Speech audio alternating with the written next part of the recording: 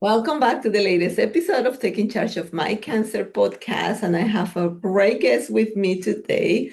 This is Taylor Navarro, and she is APK intern, but I'm going to let her introduce herself. So thank you so much for being here with me. Yes, of course. I'm Taylor Navarro. I'm a rising senior at the University of Florida. I'm an APK major, which is applied physiology and kinesiology. I'm originally from outside New Orleans, and I really love music, good food and cooking, and just being outside, being in the water. And she's been Yeah, enjoying being with me for man, 3 months now. This is also the that. next week, last week. So I've been really having so much fun having you around. So thank you again for all you have been done with me. So what inspired you to pursue physical therapy, and how did you become interested in oncology, especially? Growing up, I really was just into the sports and wellness scene. Initially, going into college, I wanted to do dietetics because I really wanted to focus in on that. But after sophomore year, I kind of focused to PT oriented because I just wanted the opportunity to make a bigger difference and a greater variety of lives versus kind of that niche population. Um, I found oncology particularly intriguing because PT never is the first thing that comes to mind, really, when you think of oncology. And prior to this internship, I honestly didn't really know it existed. So I was just really intrigued at everything that y'all would be doing here. Okay. Did you regret it? Are you happy that you were able No, to be in oncology? I am extremely happy here. Yeah, Okay, very it was a good. very good experience. How did you land your oncology internship, and what drew you to this setting? So our advisor sends out little emails with internship opportunities for all of us because we have to do an internship for our major. It has to be a semester long. And I saw that Shands had a rehab center, which I thought would be interesting. And after interviewing here and kind of meeting all the awesome staff and also just seeing the facilities here, I thought that it would be a wonderful opportunity.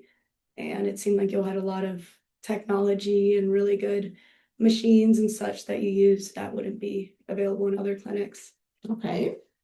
What kind of cancer patients do you typically work with? Breast, head and neck, hematology, etc.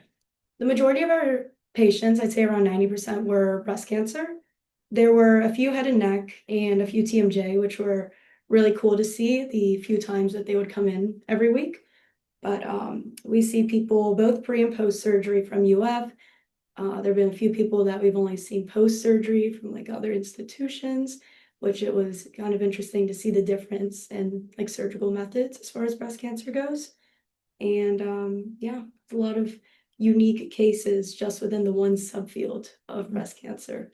Correct, because not every breast cancer is the same kind of cancer, no No, matter if it's the same diagnosis, right? exactly. Just kind of like for the audience, so you are your only you as an individual, right? And so many different things can be happening at the same time. And that's what kind of sometimes predisposes more or less to that cancer, and how well we kind of come on the other side, right? Mhm. What are some of the biggest difference that you notice between general physical therapy and oncology physical therapy?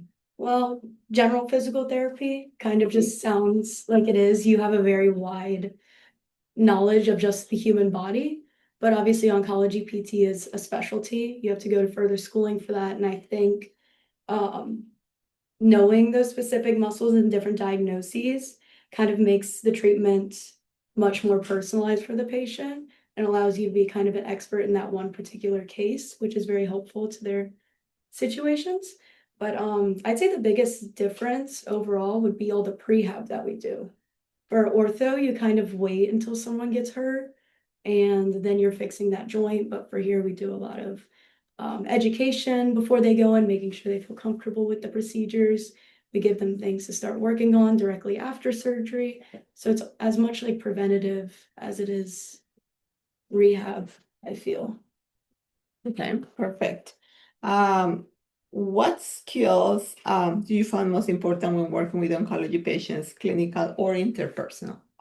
Definitely interpersonal here. Obviously, clinical is extremely important in just the job, but um, these patients are going through so much physically, but also psychologically. Mhm. Um, treatments like chemo and radiation and surgery just kind of changes how you feel, like your motivation, your appearance, but then also just your outlook on life, because cancer is a very heavy topic whenever somebody like hears that word. So just kind of like hearing each patient and their own journey is kind of what I found very just kind of understanding the care that they need and like will tolerate through their treatments, because everyone has a different level that they will tolerate. And I get to hear a lot about what everyone's going through in the moment Mhm. as they're doing their exercises. And sometimes just having someone that's going to listen to you and understand you is going to help clinically, because they're going to be more motivated to keep going. All Yeah. of those too. Yeah, absolutely. So we're thinking that, you don't need, as you know, coming into, I know you're going to apply for PT school, Yeah. but you're going to come into the PT field, and it's not just about, the physical therapy part of it. That's Mhm. our profession called. Is really, we're looking at the whole body, right? So we Yeah. really end up being their psychologists, their nutritionists, their A counselor, little bit of a little bit of everything. everything to try to get them to really navigate through these all day-a-day changes that can be happening with their bodies, mainly Mhm. when they've been put on hormone blockers and Yeah. other things as well, that they start to really make other things being an issue. Mhm. So really looking at the patient as a complex is so important, not just because you're a PT in oncology, but as well any of my colleagues out there hearing this. Again, you gotta be looking at the person as a whole, not just a neck or a shoulder or a hand, right? So, and then you need to adapt your treatments based on, again, what their needs are, right? Mhm. I was listening the other day to a podcast where they were saying that sometimes, it's not so much like you should be really ask patients what matters to you versus like what is the matter with you. Yeah. It's like really looking into, what is it that is important to them that we can try to get them to get back into it. That's so important so they can really get more engaged into their Yeah. treatment. So, there was anything about working with cancer patients that surprised you? Everyone here is so happy. Like, I mean, obviously not everybody, but most of the people that come in here have such a positive attitude, and they're going through so many different things, which is just crazy to see. Um, like I've seen people where the quality of life has just taken such a huge hit, but they're coming in here making jokes, starting conversations, and just bringing like an energy that I want to match. Like it uplifts me. But also everyone's like very committed to their exercises at home. I've had a few different people come in and show me their little tracking sheets where they Yeah. cross off everything that they do day by day. And it's just, I don't know, it's just really marvelous to see it, because Yeah. you wouldn't think that immediately from this population. You got it. And you're Yeah. absolutely right. When I started doing this, as you know, I was an orthopedic therapist for many years before I started in the oncology world. And when I was asked to see if I wanted to work with this population, I was like, I don't know. Yeah. I'm like such a high energy, pushy. I'm kind of happy overall, but I'm very emotional as well. So I'm like, I don't know how this is going to drive my energy. I was thinking cancer, these patients are going to be so sad. It's going to be depressive. I don't know if I'm going to be able to, Yeah. carry the load. And you're right, the first week I came here and shadow one of my colleagues, Shannon, I totally fall in love with the patients for that reason. They're like so positive, so commit to do, and they're going through 1,000 different things. I mean, we have a patient with head and neck right now who is his fifth surgery, and he is the most pleasant person to be around, and he is being really dealing through a lot. And in the middle of all that, always like joking around, smiling, being positive. So he really makes my day every single time he comes. So this is just so neat. And so that kind of made me as well be a little bit more, how you can say that, more conscious about how all of us or some of us shouldn't complain for small stuff. Yeah. Yeah, I hurt my shoulder the other day, and yeah, I have a shoulder pain, but you know what? I have a really good life. I don't go through what all these patients go through. And even though it's certain things like, it can be a stress for in my personal life, that doesn't mean that I'm really seeing life completely different through their eyes because they've been showing me so much Yeah. about, what really important things you need to be really worried about it, that some other things it really doesn't matter to me as much any longer. So I think that has been such all positive as well for me. So yeah, glad that was for you as well. It was. What kind of interventions or modalities have you seen used and manage fatigue, neuropathy, or lymphedema while you've been here? So for fatigue, we have our chemo protocol that we do, where we take our patients through like both an aerobic and a strengthening HIIT workout, where you're working for 30 seconds on, 30 seconds off. And it really helps with long-term cancer-related fatigue, as well as chemo brain and just kind of all of that stuff. Which sounds kind of counterintuitive because after I do a HIIT workout, I know I am exhausted. But long term, it really just boosts your energy levels, which is really good for battling these side effects that they have. Neuropathy, the only things I've really seen have been the nerve glides, but those have really seemed to help the patients that we do them with, and often within another treatment or two, they come back and they're like, oh yeah, like there's a lot less tingling on this finger or this finger. Yeah. And sometimes with these neuropathy patients, a lot of balance, right? So we're looking into some more balance gait training depending where they're at. Yeah. So yeah, how about lymphedema? Lots of lymphedema. We've seen people with lymphedema, without lymphedema, those that are kind of on the edge of it, where we track. We use circumferentials as well as a bioimpedance machine to kind of track patients with lymphedema. There's a surveillance program based on your risk and how many lymph nodes you've gotten taken out that we tend to follow with, as well as, if you do have lymphedema, there's compression wraps, there's garments, there's different lifestyle interventions like increased exercise, manual lymphatic drainage, which has really helped to kind of, it's really cool to see on the numbers from the machine how the manual interventions really bring them down within just like a few sessions. There's half of the stuff we do is with lymphedema. There's so much. Yeah, and again, not necessarily having a lot of cases with lymphedema, but how to help hopefully to mitigate. And if we identify early on, how can we revert it and hopefully stay away from it? So that's the whole point of our surveillance program. What has been the most rewarding patient interaction so far? So there was a patient who was here on my first day. And of course, I don't remember her because my first day was just very overwhelming and just kind of like running around. But she frequented the clinic, I'd say, for the first half or first 2/3 of the internship, around once or twice a week, every week. And I got to work with her, so she kind of, I guess, got to watch me grow as I was working with her, which I didn't really realize because you never really think about yourself like that. But yeah, so she basically told me after like a month and a half how much better had gotten, how much more confident I was working with her. And it was also rewarding on her end for me to see like her range of motion get better, her strength get back, her energy was back. And it was just overall it was a very rewarding experience from that. Yeah, I remember. It made me really happy. Yeah. I remember her saying exactly like, oh my God, you're doing such a great job teaching these students, because she was when she was here on my first day, and now she's like amazing. So I was like happy to hear that as well.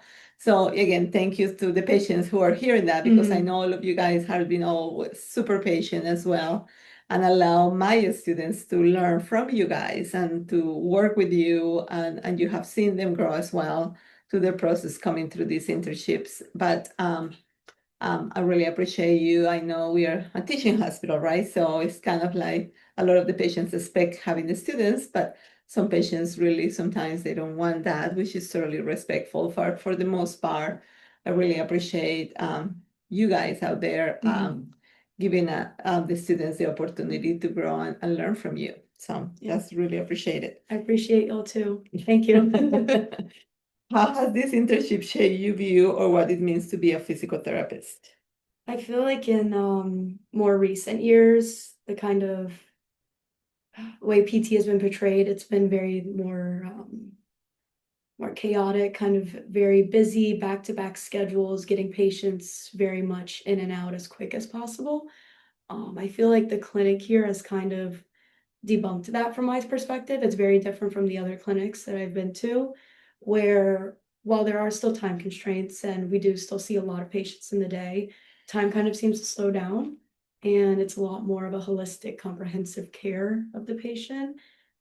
And yeah, it doesn't just focus on treating the affected part and getting them in as quick as possible. Okay. And I really do appreciate that. I feel like every person has tried to understand the individual here. With all the PTs that I've kind of gone around and shadowed with and seen, whether they're oncology or pelvic or ortho. Even the ortho PTs here do that as well. And yeah, honestly, it just makes patients more confident and happier moving in their own bodies long term whenever they see therapy as kind of just a happy experience and they want to carry that on by Very good. themselves. Excellent. What advice would you give to other students considering a clinical internship in oncology PT? I'd say if we're talking about breast cancer patients in particular, get really ready to know your patient. I mean, you haven't been around for every single conversation I've had with patients, but they've gotten pretty real with me. I've had some pretty fun conversations, but then also pretty deep conversations with patients. And I feel like they've gone through so much already, they're not really as reserved as you would think. And yeah, as well as I also think that this area of PT is very modern. So there's constantly new technology and different mechanisms coming out on how to treat these oncology patients.